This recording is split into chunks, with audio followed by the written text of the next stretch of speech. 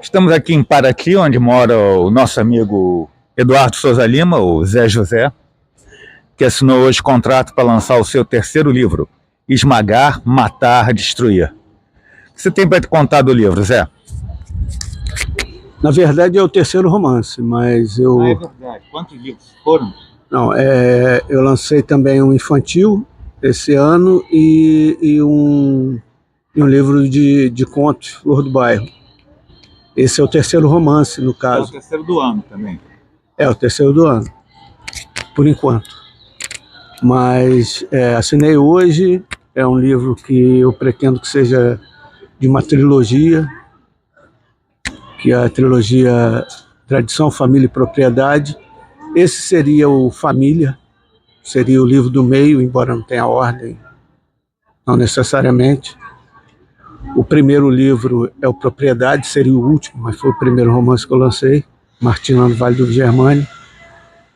E esse livro é um livro um pouco sobre a minha experiência como ambientalista e das coisas que eu descobri, das coisas terríveis que estão vindo por aí, que eu descobri não, né, que nada é segredo, enfim. Mas ninguém fala sobre o assunto, né? Pois é, ninguém fala como deveria, parece que a humanidade está...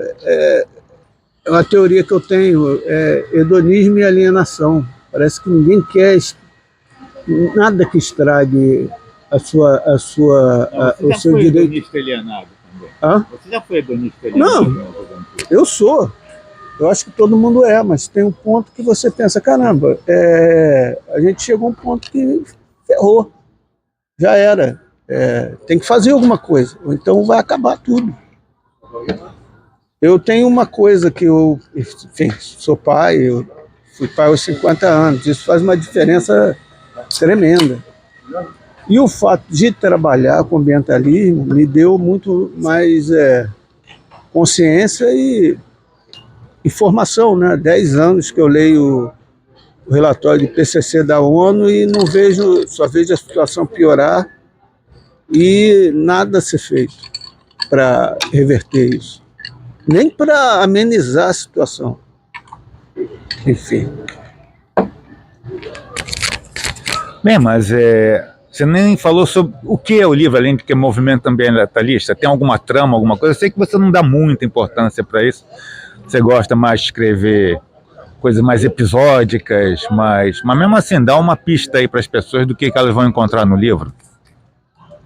Bom, basicamente é a história de um grupo de pessoas que descobre, não porque é uma informação pública, mas toma consciência de que a humanidade está no fim, está condenada, não tem mais nada a fazer, então elas decidem fazer a única coisa que resta, que é se vingar. Então eles formam um grupo terrorista, são terroristas ecologistas, para se vingar das pessoas que levaram o mundo a esse ponto. Isso parece um pouco um clube da luta ecológico, não? Não, eu acho que não, porque, enfim, primeiro que eu... Clube da luta verde?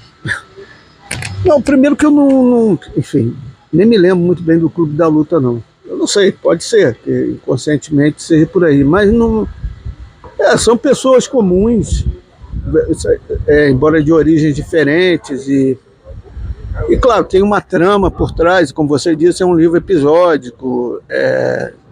Eu gosto da coisa da canção de gesta, dessa coisa de uma história ser contada em episódios independentes, mas não tão independentes assim, que no fim vão contar a saga toda. Mas tem um personagem por trás que move essas pessoas, enfim. Tem um quê de ficção científica. É ficção científica, na verdade. Passado e futuro? Não, é passado nos dias de hoje. Porque, na verdade, a gente já chegou a esse ponto de não retorno. Eu não posso dizer até que ponto...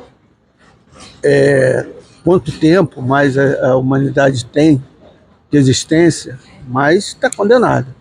E, de qualquer forma, para a gente, como eu disse, eu tenho uma filha, eu talvez não chegue a pior parte dessa história. Mas as coisas vão mudar muito, já estão mudando, né? Enfim, Enfim, é aquela história, né, do aquecimento global, invernos mais rigorosos, verões mais quentes, coisas inesperadas do clima, tipo fazer muito calor no inverno, e chover e não fazer calor no verão, ou então de repente troca a semana por 50 graus todo dia. Aquelas coisas, né? A gente tá vendo, mas a gente tá achando, não é nada, né? Isso acontece, é um negócio. mas não é só o incômodo do calor ou do frio, não, porque isso já está influindo na produção de alimentos, por exemplo. Sim. Então, vai ter muita fome, além de tudo. Sim, o azeite extra virgem, por exemplo, que é uma coisa que todo mundo percebeu ano passado, né? Café, a safra de café reduziu bastante por causa disso. E isso é só o começo, na verdade, porque tem muitas variedades de plantas e de animais que estão irremediavelmente condenados. Uma coisa, o ser vivo mais importante do planeta é a abelha, e a abelha está severamente... Sim, a crise das abelhas. Sim, se acabar a abelha, acabou a comida, simplesmente. Sim, eu me lembro da crise das abelhas, que eles inclusive estavam muito preocupados, que ninguém sabia o que era, até que chegou que era coisa óbvia, né? Pesticidas. Puxa, o que será que está matando insetos? Talvez aquela coisa que a gente desenhou para matar insetos. Pesticidas, mas não só. A própria variação de temperatura, mudança de temperatura, destruição de habitat. Enfim, é uma reação em cadeia, é uma coisa que vai atrás da outra. Assim, parece que, não, a gente pode matar as abelhas só com pesticida, mas para quê? Vamos matá-las também de calor, de frio, de fome. Que nem barata, rapaz, se é mole. Pois é, assim, e é uma coisa, é uma loucura, porque é a conclusão que esses personagens chegam. A gente não tem mais o que fazer. O que a gente vai fazer? Vamos nos vingar. E vamos nos vingar da pior forma. A gente quer que essa gente sofra do jeito que a gente está sofrendo agora, por saber o que vai acontecer. Um bando de Luiz Mangiones, então. Isso. É curioso, porque o Luiz Mangione apareceu um pouco depois de eu ter começado a escrever o livro, mas eu até faço uma citação jocosa dele, né, na história, porque ele foi escrito, eu terminei de escrever há 2 meses, então muita coisa, isso tudo está acontecendo muito rápido, então eu fui acrescentando sempre novidades da ciência, novidades históricas, sociais, etc. Eu fui acrescentando ao livro. Tanto que eu pensei, eu tenho que terminar logo esse livro, porque senão ele não vai acabar nunca, vai acabar o mundo e eu não acabo o livro. Eu já tinha uma ideia de como ele ia terminar, né, o desfecho, mas eu gosto de escrever, eu parto de uma ideia, geralmente tem um personagem guia, né, e eu sei mais ou menos como vai terminar. Mas o meio não, eu vou me deixando levar pela história, pelos personagens. Sim, mas eu não sei se... Mas pelo que eu conheço, porque eu também sou escritor e tal, eu sempre eu sempre escrevi tudo, desde conto até peça, romance, começava pelo fim, era que nem fazer labirinto, você pega o fim e vai fazendo o retorno até o início. Inclusive você tinha esse hábito que você gostava de ter o início, mas não o fim. Estou vendo agora que você mudou a sua maneira, descobriu que é mais fácil fazer do fim para o início. Não, eu faço do início para o fim. Eu escrevo do início para o fim. Mas a ideia que você tem para trabalhar... Não. Sabe como vai terminar o teu... Não, eu sei como vai terminar, mas isso... tem que chegar lá. Aí não, você tem um ponto de partida e sabe que tem que chegar lá. Sim. Mas não necessariamente eu chego no ponto que eu pensei quando comecei, obviamente, né? Bem-vindo ao clube. E nunca fica tão bom quanto você queria. Exato. Mas isso que é o melhor de escrever, a maior diversão é essa, é você não saber o que bicho vai dar, na verdade. Você ser surpreendido por si mesmo, eu acho que esse é o grande barato. Sim, eu sempre gostei de fazer isso, porque assim, eu criava os personagens, sabia onde tinha que chegar, às vezes pode acontecer alguma coisa que mude e tal, e aí os filhos da puta começavam a agir por si sós. Eu, pô, por que eles estão fazendo isso? Não era para fazer isso, você está só observando. Acho que já tem um escritor que deu uma entrevista dessa, mas vem cá, o livro não ia ser assim, assim. Eu sei, mas os personagens resolveram mudar tudo no meio do livro, pô. Pois é, esses formaram casais. Eu não tinha imaginado que seriam. De repente resolveram. Não, eu acho que eu gostei de você. E pronto, virou um casal. Mas eu queria só voltar do Luigi Mangione, que você me contou outro dia uma historinha, né, que o Facebook, que o Mark Zuckerberg, foi logo depois do Mark Zuckerberg declarar guerra ao mundo, dizer, não tem mais moderação de conteúdo, não, aqui no Facebook, o negócio agora é tudo liberdade de expressão. Você postou uma foto do Luigi Mangione e ela foi censurada, né?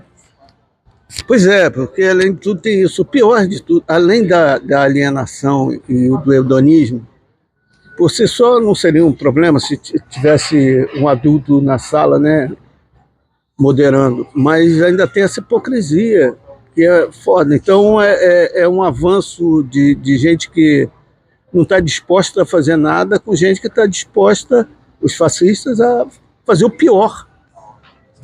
Aqui, eu vou dar uma pausinha aqui, já já a gente volta.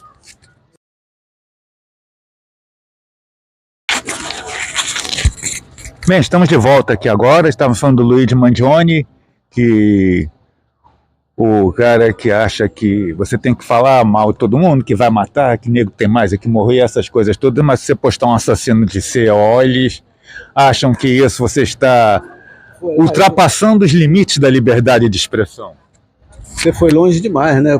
Aquilo assim, quando é passarinho que come pedra, né? Sabe o cu que tem. Então, assim, vocês podem se matar entre si. Agora, me matar, não. Aí é demais, né? Nem ninguém vai matar o Zuckerberg, mas só a ideia já deixa os caras apavorados, porque inclusive o plano deles agora é viver para sempre vampirizando pessoas, literalmente. Ficam comprando sangue de jovens. E são pessoas extremamente covardes, né? Porque a argamassa do fascismo é a covardia. Não só para manobrar as pessoas, como é o sentimento que move o fascista, é a covardia, em primeiro lugar, o medo. Ele tem medo, ele tem ressentimento, ele sabe que ele não é nada, que ele tem medo de ser sacaneado, tem medo de tudo. É uma pessoa que não vive, na verdade. Eu gosto daquela história do Elon Musk, chamou o Zuckerberg para porrada, o Zuckerberg topou, ele fugiu da raia, mas isso que você me lembra do medo também, tem aquele final antológico do Tropas Estelares, aquele clássico, né? Ele toca lá no monstro, ele está com medo, yeah!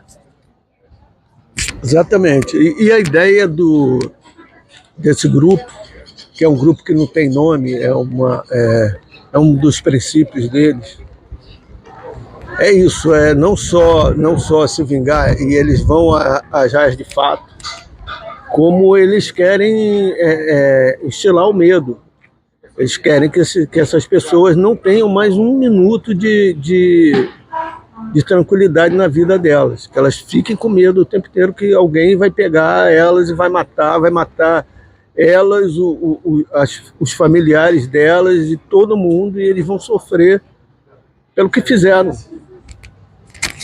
Mas você estava falando que o fascismo trabalha com medo também, de assustar, porque de certa forma também havia antes de internet uma espécie de consenso, tinha coisas que você não podia falar em público ou levar a sério, de racismo, de fascismo, assim, que tanto é que você me falava que você trabalhava no Globo, que eu não tinha ideia de como era ler cartas de jornal, que obviamente eles não publicavam nenhuma, porque, como eu falei, havia aquele consenso, né?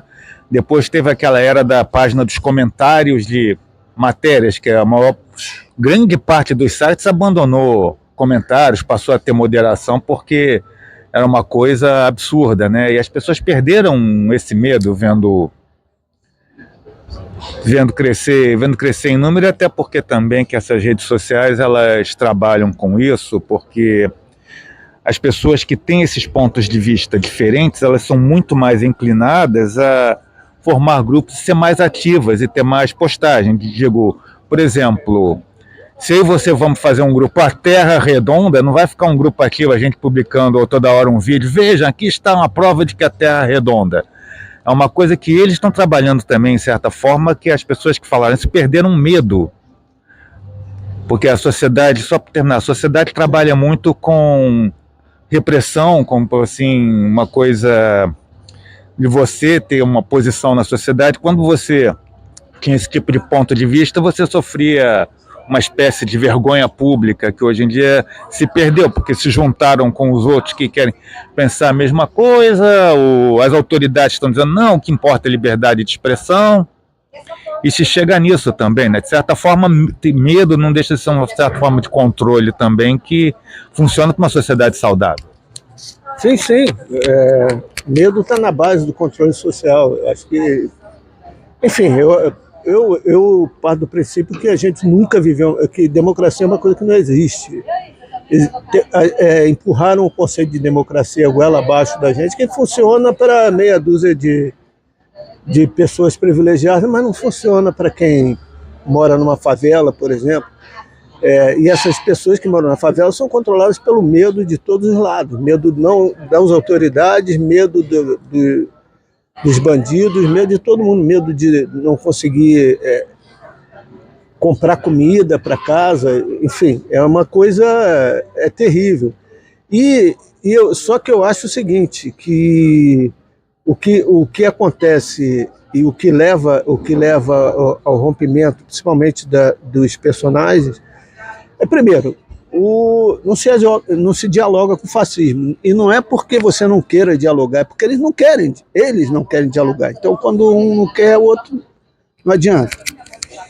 E o movimento ambientalista, para mim, ele foi sempre muito moderado. Assim, você vendo a coisa indo para o buraco e tentando, com uma justificativa de não instalar o medo na sociedade como um todo, por um lado, porque achava, se as pessoas pensam que já era, que o mundo acabou, aí ninguém vai fazer nada. Mas ninguém está fazendo nada do mesmo jeito, entende?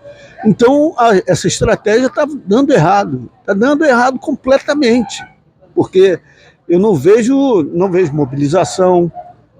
Tem uma coisa muito interessante que aconteceu, por exemplo, cadê a Greta?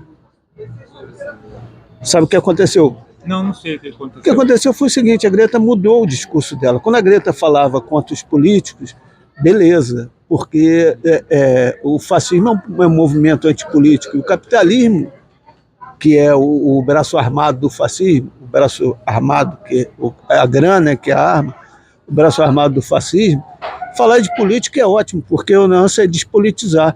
Mas aí ela começou a mudar o discurso, começou a falar que o problema era o capitalismo. A partir daí, ela perdeu a voz. Ela continua falando, só não dão mais palanque para ela. Sacou? Sim, faz sentido. Eu estava até falando do negócio de democracia, que você estava falando da democracia. Era uma coisa que sempre funcionou também em países ricos, né? Não tem nenhuma tradição de país, com problemas econômicos e sociais de manter democracia. Inclusive nesses países ricos funcionou enquanto, depois da Segunda Guerra Mundial, que eles viram a merda que tinha dado a Grande Depressão, o nego instalou uns estados de bem-estar social e essas coisas. Aí começaram a desmontar com essa ideia de neoliberalismo dos anos 80, começou a aumentar a desigualdade, e o que a gente está tendo agora é que a democracia está em crise em tudo que é lugar do mundo. Então os ditadores todos, dos Trumps, dos Erdogans, dos Orbãs, dos Bolsonaros aí da vida, né? Inclusive eu acho que se a humanidade sobreviver a esse século, se sobreviver, vai ter que se criar um novo modo de governança, porque ninguém vai engolir mais isso. Porque os países da Europa, você sabe muito bem, viviam bem porque eles viviam explorando suas antigas colônias, exploram até hoje. Quando esses colonizados, essa galera da colônia também começou a ir, eu tenho direito, descobriram que eu tinha cidadania, Aí o bicho pegou, porque o que eles tinham não era o suficiente para dar boa vida para tanta gente. Você ter esses países tinham uma população limitada, pequena, diferentemente dos países do terceiro mundo, que são países com população gigantesca, né? Então dava para a democracia funcionar, essa democracia burguesa, funcionar dentro desse pequeno universo. Aí é mole controlar meia dúzia de pessoas, você não precisa nem ser usar tanta repressão assim, embora usem, porque, como você estava falando, a Suécia é o país onde a repressão é muito braba, assim, as penas são muito violentas, pena para uso de drogas, por exemplo. O cara pode pegar uma cana brabíssima só por fumar um baseado. O Assange é uma prova dessa. O Assange, porra, tudo bem, o cara, não vou dizer que o cara não merecia um corretivo, mas caramba, o cara basicamente querem trancafiar o cara pelo resto da vida, entende? Sim, mas o Assange, você sabe que ele não foi condenado a tanto por isso, né? Não, mas a lei existe do mesmo jeito. Não pegaram ele, quer dizer, pegaram ele, mas assim, se não fosse o Assange, seria outro. Deve ter gente condenada lá, a prisão perpétua, tudo bem, numa cadeia bacana, coisa e tal, porque transou sem camisinha. Foi escroto, merece pegar uma cadeia ou sei lá o quê, algum tipo de punição, algum tipo de correção, é óbvio. Mas não uma pena dessa. Mulher engravidou, né? Pois é, mas não é irreal. Aí é fácil controlar o cidadão, né? O que não acredito que tenha sido o caso da Assange, que ele não tenha engravidado ou transmitido algo para ela. O que diz, ele tirou a camisinha na hora e pronto, foi o suficiente para ele pegar uma prisão perpétua. Eu acho um pouco exagerado. Bem, fazer mais uma pausa aqui, já já a gente volta.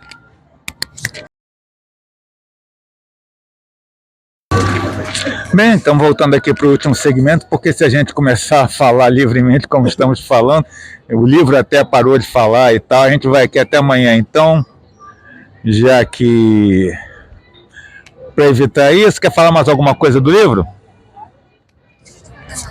É bom, eu espero que o livro consiga lançar o livro até Flip. Seria legal que o livro está saindo pela Ópera Editorial, é bom falar a editora que lançou meu livro de contos, o Flor do Bairro. Eu gostei muito de trabalhar com eles, então eu tinha mandado para outras editoras, que é a minha a estratégia que eu escolhi para publicar meus livros, lançar por editoras independentes, porque é mais rápido, é mais livre. No fim das contas, não vai fazer tanta diferença uma editora grande ou uma editora pequena, porque uma editora grande, eles lançam tanta gente. É uma editora grande, lança tanta coisa num ano que eles não vão trabalhar o teu livro também do mesmo jeito que uma editora pequena não vai, porque não tem dinheiro para isso, mas só por isso.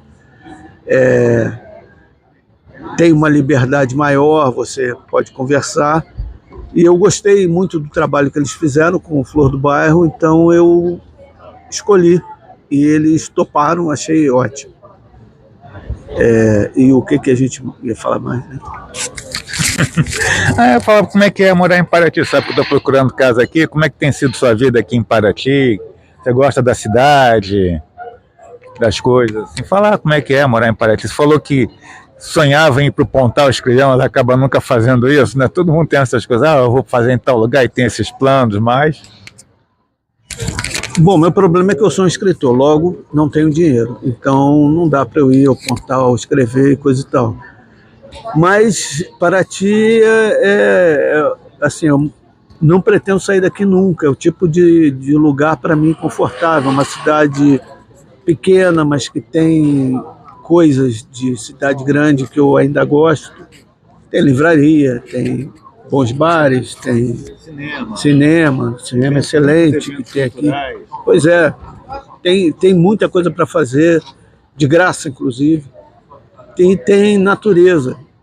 Assim, eu cheguei aqui há 6 anos, era o paraíso. Agora, ainda é, mas, como eu disse, que eu sou ambientalista, Não sei quanto tempo isso ainda vai ser o paraíso, porque o rio ali, quando eu cheguei aqui, as crianças tomavam banho naquele rio, mergulhavam da ponte, coisa e tal. Hoje em dia já tá em processo de virar canal do mangue. Então eu estou aproveitando enquanto dá. Minha filha, não sei se ela vai querer continuar morando numa cidade pequena depois que ela se tornar uma adolescente mesmo, depois na vida adulta. Mas eu, por mim, não saio daqui não. É uma cidade muito confortável, parece aquele velho chinelo gostoso. Falou, gente. Então é isso. Foi esse aqui o papo que eu bati com o Zé José. Boa sorte pro teu livro. Obrigado. E até a próxima, então. Tchau, tchau.